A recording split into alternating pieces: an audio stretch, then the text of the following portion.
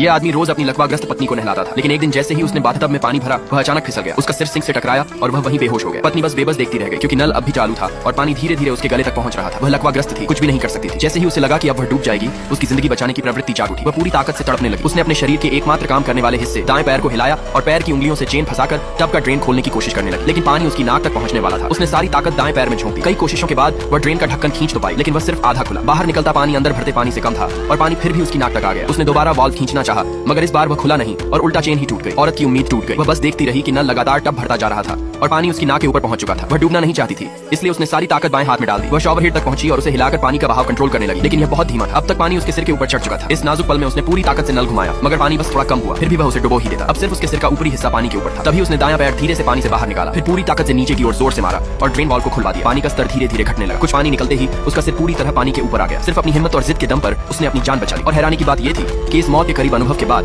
उसके पूरे शरीर में फिर से संवेदनाएं लौट आई। उसने टब के किनारे पकड़े, उठी और अपने पति को देखने लगी, लेकिन जो पति जमीन पर पड़ा था वह गायब था। जमीन पर पड़े निशानों को देखकर उसे समझ नहीं आया कि वह बेहोश होकर भी वहां क्यों नहीं रहा। वह उसे डूबने क्यों देना चाहता था। तभी उसे दोस्त की बात याद आई कि उसका पति शायद किसी और के साथ संबंध में है। जो कुछ अभी हुआ उसे जोड़कर उसे समझ आ गया कि यह उसके पति की तरफ से एक सोचा समझा हत्या का प्लान था। वह उसे कामयाब नहीं होने देना चाहती थी, इसलिए वह किसी तरह बाथटब से बाहर निकलने लगी, लेकिन शरीर अभी पूरी तरह ठीक नहीं हुआ था, इसलिए वह धीरे धीरे बस ऊपरी हिस्सा ही हिला पा रही थी। उसने दरवाजे की चौखट पकड़कर खुद को संभाला, पूरी ताकत से खड़ी हुई और पुलिस को फोन करने के लिए नाइट स्टैंड तक पहुंची। लेकिन जैसे ही उसने फोन उठाया, उसने देखा कि फोन की लाइन निकली हुई थी। उसके पति ने उसे पहले ही हटाया था और तभी बेडरूम के दरवाजे के बाहर एक काली परछाई तेजी से गुजर गई। अगर आप पार्ट 2 देखना चाहते हैं तो कृपया लाइक करें, कमेंट करें और मेरे चैनल को सब्सक्राइब